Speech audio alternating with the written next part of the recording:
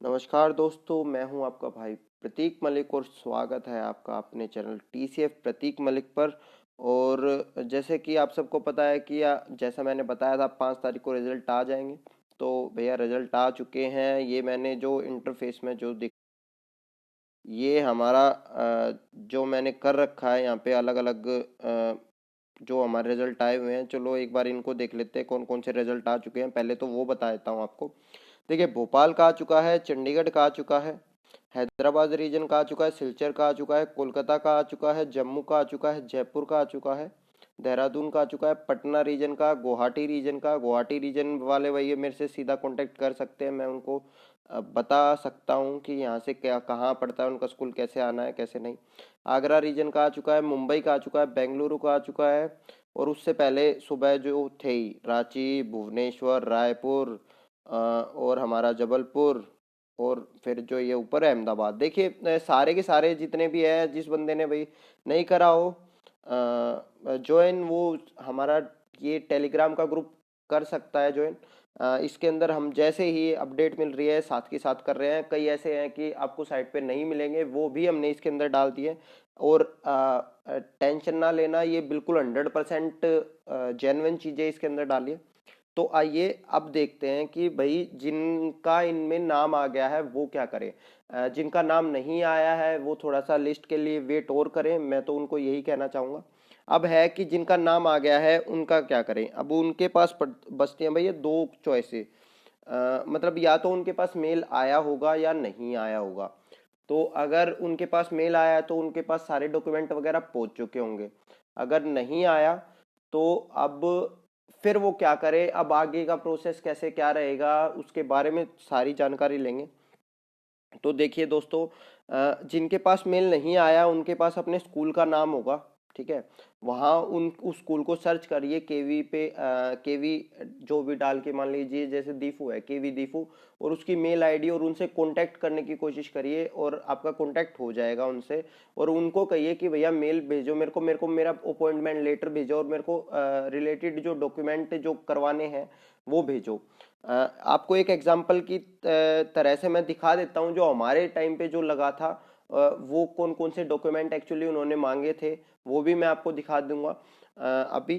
तो चलिए सबसे पहले वही दिखा देता हूँ मैं आपको कि क्या क्या एक्चुअली आपको काम करना पड़ेगा। आप जितनी जल्दी आप ज्वाइनिंग करेंगे उतना आपके लिए बेनिफिशियल होगा। चलिए दिखा देता हूँ, एक सेकेंड। तो देखिए दोस्तों, ये सिलचर रीजन का मैंने डाउनलोड किया है जो हमारे टाइम पे था। वैसे एक बात बताऊं, इसका फॉर्मेट थोड़ा थोड़ा ऊपर नीचे होता है, लेकिन मैंने भी किसी एक फॉर्मेट में नहीं दिया था। किसी का कुछ उठा लिया था, किसी का कुछ उठा लिया था, जो क्योंकि ये कहीं ना कहीं आप देखेंगे ऊपर नीचे छोटा बड़ा रहता है। तो भैया इतने इतनी करने की जरूरत नहीं है। कहीं से भी अगर आपको फॉर्मेट मिल रहा है तो केवी इतना ज़्यादा वो नहीं करता कि मेरे रीजन का मेरे हिसाब से बनना चाहिए, नहीं। वो मतलब फॉर्मेट कहीं ना कहीं लगभग सेम ही होता है। तो देखिए, सबसे पहले जो आपका रहेगा वो होता है acceptance of offer of appointment.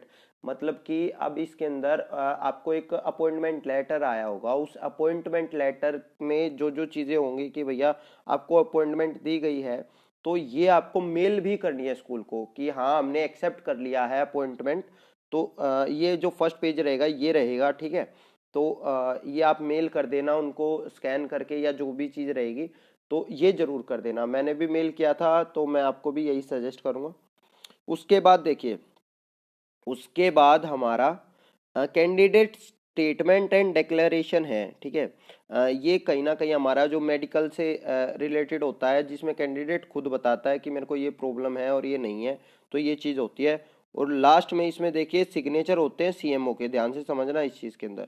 CMO के सिग्नेचर हैं, सिविल सर्जन हो या मेडिकल ऑफिसर हो या इक्वल रैंक का, इस चीज़ को ध्यान से समझना। तो ये काम आपका जो ज़्यादा टाइम लेगा वो यही काम है आपका, ये आपको करवाना पड़ेगा। दूसरा, फिर मेडिकल सर्टिफिकेट जो सीएमओ ही वेरीफाई करेगा आपका। मेडिकल होगा आपका, किसी भी गवर्नमेंट हॉस्पिटल में जाके आप करवा लीजिएगा। ये फॉर्मेट उनको दिखा दीजिएगा, वो फॉर्मेट भर के दे देंगे। आपके जो टेस्ट वगैरह होंगे, मेरे 2 दिन लगे थे, तो आप भी इस हिसाब से करवा लेना भाई, ठीक है। अब उसके बाद बताता हूँ उसके बाद क्या होता है। उसके बाद होता है भाई डिक्लेरेशन। ये डिक्लेरेशन आपको खुद देना है कि जो भी चीज़ें होंगी, मैरिड हो गए अनमैरिड हो गए, जो सारी चीज़ भी होगी वो आपको डिक्लेयर करना है। उसके बाद होता है आपका ओथ। ओथ ये उस टाइम पे ही ले लेना, ये अभी लेने की ये भरने की जरूरत नहीं होती वैसे, ये उसी टाइम पे ले लेना उनके सामने ही, ठीक है। अब उसके बाद में होता है करेक्टर सर्टिफिकेट। करेक्टर सर्टिफिकेट भैया चाहिए होते हैं आपको दो, समझ लेना इस चीज़ को। दो करेक्टर सर्टिफिकेट चाहिए होंगे, तो दो करेक्टर सर्टिफिकेट अपने लेके चले जाना। मैं अच्छा हाँ एक और चीज़ बता रहा हूँ, हो सकता है इस बार थोड़ा सा चेंज आया हो, लेकिन पिछली बार के हिसाब से अगर आप तैयारी करेंगे, नॉर्थ ईस्ट के अंदर भी यही चीज़ मांगी गई थी।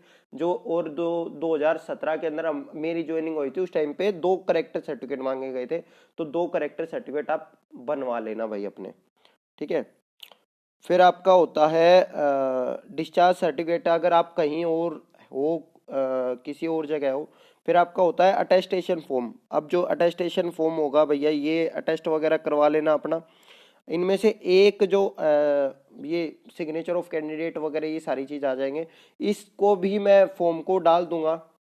जो ये जितने भी ये डॉक्यूमेंट है इनको मैं डाल दूंगा अपने टेलीग्राम पेज पे। आप टेलीग्राम पेज में कर लीजिए उसको फॉलो, उसका लिंक डिस्क्रिप्शन में मैंने डाल दिया है।